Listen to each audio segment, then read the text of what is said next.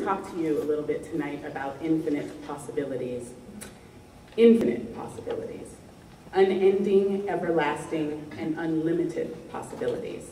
Now, I know that sounds like a cliche, like something that's completely out of reach for somebody like you or somebody like me. But I'm living proof that infinite possibilities do exist.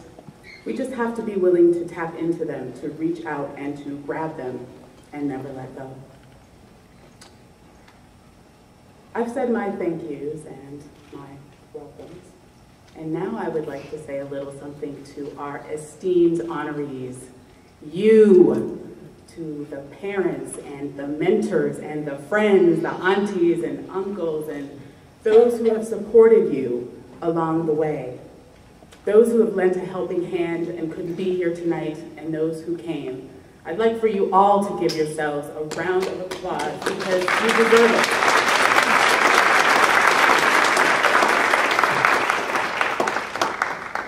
I've been charged with the challenging task of providing some modicum of inspiration to you, some motivation for you to continue fulfilling your potential and to achieve greatness. Well, as I look out into this audience tonight, and it's hard to see you, but those that I can see look really good, I realize that you're already doing that. You've already shown that you're among the best and the brightest of your peers. Many of you have identified the challenges of tomorrow, the big questions in business and architecture and engineering and science, and you're facing those questions head on today. And as I look into your eyes and I see the positive energy, the brilliance and the creativity and the infinite possibilities there, I realize that it's you who inspires me. So tonight, the most meaningful gift that I can give you, something that's truly worthy of your great accomplishments, is to share with you, as Lee mentioned, the 5 life lessons that have shaped who I am today, the 5 lessons that helped me shape my own infinite possibilities. And it is my hope that I will leave you with some small bit of guidance, some tiny little inspiration that you will hold in your heart and in your mind until the moment that you need it most. For me, the first lesson is to have faith. A significant source of strength for me emanates from a strong spiritual foundation, which has carried me through my darkest hours. Most of you don't know this, but I became a widow at a very young age. I had a beautiful life, a terrific job, and a wonderful, loving marriage. One very sunny Tuesday afternoon, my husband went to his office and he had a fatal heart attack there.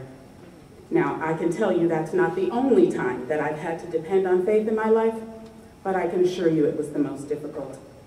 But because of my faith, I was able to live through those darkest moments and not only live again, but to found 2 companies, not just one. And now I am asked to speak across the country and around the world. Because of my faith, God healed my broken heart and allowed me to not just fall in love again, but to find true love, the love of my life, my husband Jimmy, that man right there. Because of my faith, I have stared hell in the face, for real.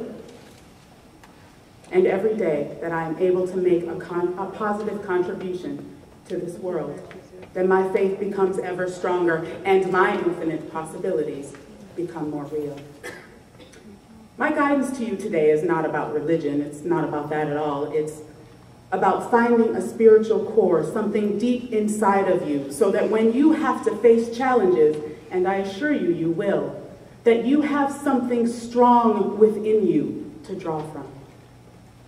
Lesson number 2, truly value the positive people in your life.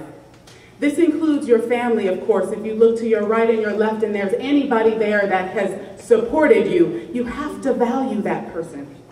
Many of you have been blessed with people who have invested time and resources to ensure that your talents and your abilities are leveraged, that you have the opportunity to be here tonight at all. Some of these people have challenged your thinking or your decisions to make sure that you thought them through, and that is a good thing. Don't ever forget them. Remember them. Take their investment in you and not only value it by living your very best life, value it by giving back to somebody just like you. who needs your intellectual or emotional or spiritual or even sometimes small financial support, or somebody that just needs a friend. I never take for granted that I have a family full of positive people who have invested in me, because there are so many in this world who do not have that. Take my grandfather, for example. Now, my granddaddy is 105 years old as we speak. He drives himself to the store in a little town in Arkansas, and he has shown me that nothing is impossible for those who work hard enough and who use the full breadth of their abilities. My granddaddy was a sharecropper, and I don't believe there's a word in our English language that can describe the level of poverty that my mother and her 17 brothers and sisters had to endure. I did say 17, that's 17. Yet my grandma would take what little food they had and would share it with others in her community who had even less than they did. You see, although they had no financial resources to speak of, they depended on their faith and their deep belief in the idea of giving back, and they became positive influences for each other and for everyone around them.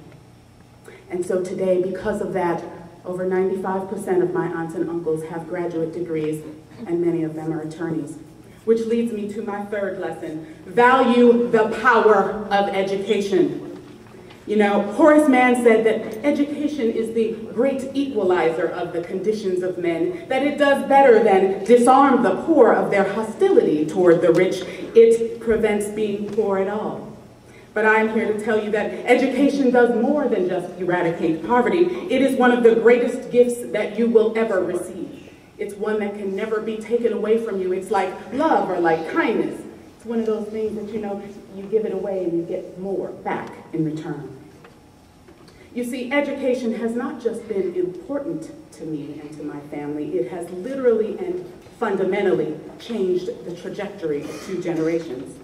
With few resources, my grandparents and aunts and uncles picked cotton and farmed their small parcel of land, and every day, while there was still a little bit of light left, they would have their lessons, and there would be more lessons. And if you hear my mom tell the story, there would be even more lessons. Nothing less than every single child's very best would do. Soon the oldest was accepted on a scholarship to college, just like you. And then the next was accepted, and so on. And by the time my Uncle J.D., who's in the middle, was on his way to high school, he applied for a boarding school scholarship and got one, right here in Ohio, to Western Reserve Academy in Hudson. He went on to Harvard and to Stanford Law. You see, though my family faced a daily barrage of discrimination and hunger and poverty, lack of heat, energy, and all of the basic necessities that we take for granted, they never stopped learning, because they knew that nothing they faced could ever take the powerful gift of knowledge away from them. You see, there are infinite possibilities, because there is no way my grandparents were supposed to have kids who went from picking cotton in the fields of Arkansas to having jobs at the highest levels in the White House. There was no way. In fact, I'm only standing before you today because the words from my mom, my hero, were that with faith, family, and education, that I could change the world. Little old me. For me, these words have never been just platitudes. They're a way of life. The fourth lesson, and this is one I'm still working on. Y'all might have to help me out a little bit on this one. It is to become the person that you admire most.